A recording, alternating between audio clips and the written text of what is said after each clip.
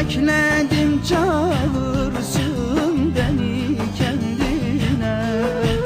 Ne olur bir gel de bu ümmetine. Kabul et beni de deyip ağladım. Ne olur bir gel de bu ümmetine. Kabul et beni de dedim ağladım. Gözlerim pınarı coştu durmadı. Yürek alev alev yandı kalmadı. Ellerim titredi dizim tutmadı. Efendim ben geldim dedim ağladım. Ellerim titredi dizim tutmadı. Efendim ben geldim dedim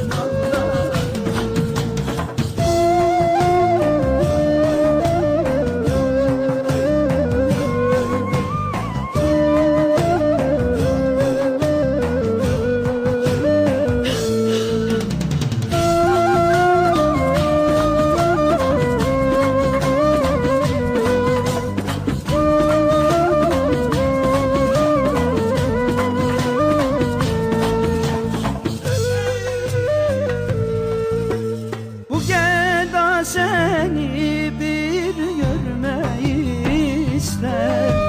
Ayağına yüzler sürmeyi ister. Ne olur aç Ravzanı yüzünü göster. Kabul et beni de dedim ağladım. Ne olur aç Ravzanı kabul et beni de dedim ağladım.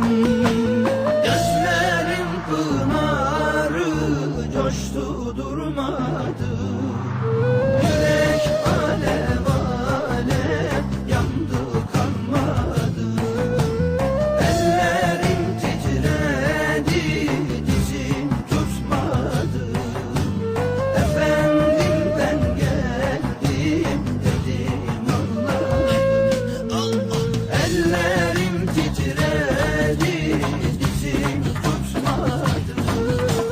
Efendim ben geldim dedim ağladım.